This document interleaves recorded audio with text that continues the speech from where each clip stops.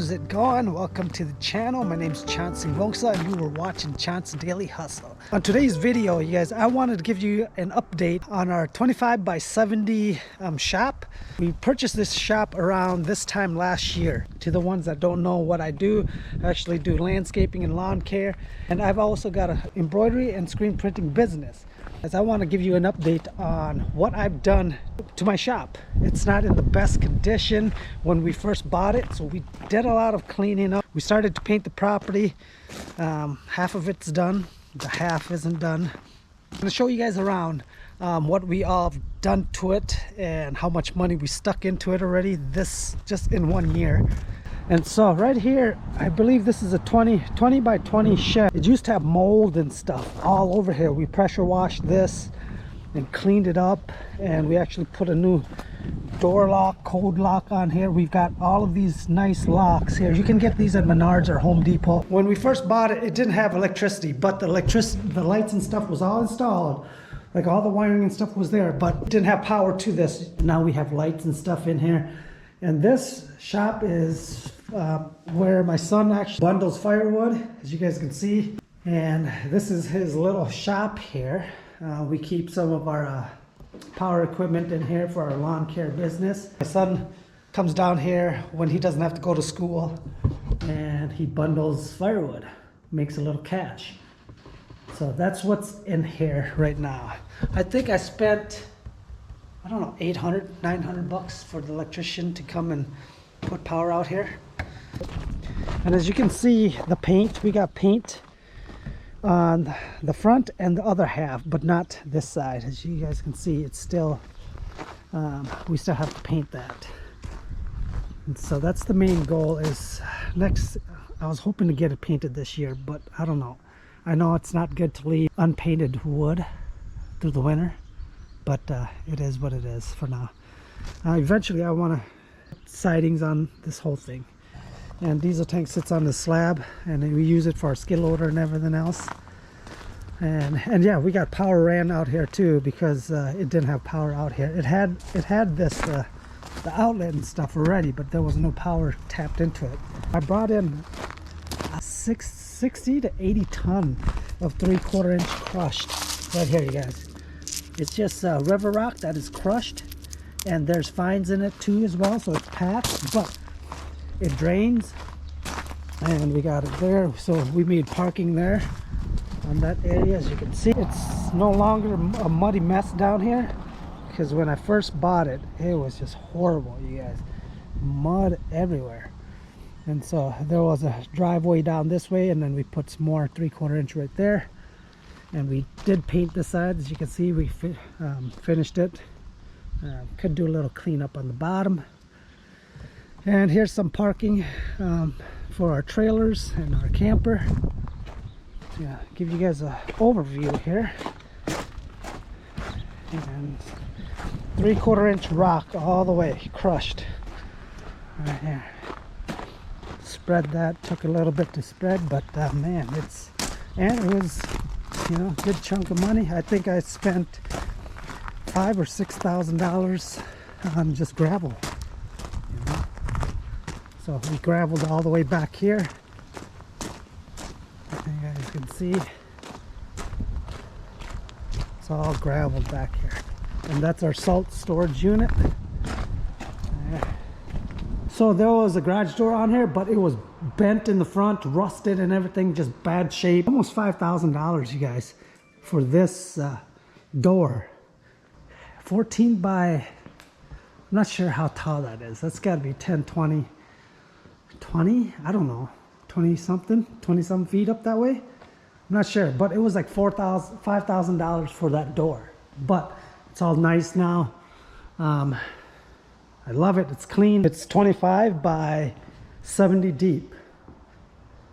It's our garage here. Yeah, we cleaned it up. You guys, it was just horrible in here. Very, very bad. And there's still more stuff I want to do, but we installed the heater. It used to be in-floor heating. There was in-floor heating here. It was bad the way he installed it as well. There's in-floor hoses that went down into the cement and into the ground. and this whole flooring has that, but it didn't work properly. So in the winter it heat, but it only would heat to like 40 degrees. Like it kept constant running, you guys. It wouldn't get up any like hotter in here. And I don't know what it was, but I said, you know what? I hired another guy to come in and install these radiant heat. As you guys can see, it's radiant heat. It's about 50 feet long down that way. And that ran me about $5,000. So that's, I mean, literally about 15. We probably spent $15 to $20,000 in the shop. 15, yeah, close to 20, I bet, in the shop already. And so this heater is going to be nice, you guys. Every day, like lately, it's been getting cool at night. Temps been dropping, freezing in the morning. This heat is very nice. It's a nice shop for us, you guys. I paid $80,000 for the shop. And like I said, probably $15,000 to $20,000 we've thrown in here. We've done a lot to this place. And as you guys can see, this is where all my power tools are at. It's kind of a mess. And here's my station. I do a lot of editing. And so this is my station where I edit and have all my camera gear and stuff like that. It sits right there. And then back here, there's also floor drains right there and right there.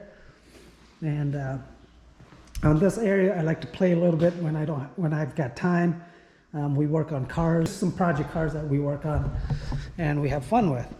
How did I get into this shop? Well, check out my other video from last year, you guys, where I was in another shop. I'll put it right up here. I think up here or one of these sides. I'll put it up here. Check it out. I was in another shop renting it. I paid like $1,200 a month to rent it. Now I pay $500 or $600, you guys, a month just for this place. It saves a lot, and it's ours. And so the other one was bigger. It was like 40 by 60. So it wasn't as deep, but it was wider. It just didn't work out, you guys. I was in there for a month. I was like, man, I need a shop. And I did some looking around. This guy was a plumber here that owned this place, and he had built him a new shop somewhere else. And I happened to know him a little bit and just came down and said, hey, would you be willing to sell this? And since he wasn't in it, he said, yeah. And so we made a deal, and a month later, I was in here. It's weird how we're like almost level right here, right? But for insurance purposes, we're right by a river right down there. Well, up to here, you guys, this shed is in a floodplain, but that shed is not. It don't make sense. We're like the same here. But in the map, flood mapping, I guess that's in the flood zone, so I gotta pay flood insurance on that. It's a couple $100 a year, but you know, it's just dumb, you know. And so yeah, guys, let me see, what else am I missing? I think that's about it, you guys, right here. You know, it's a nice shop to just, you know, do work in here, you guys.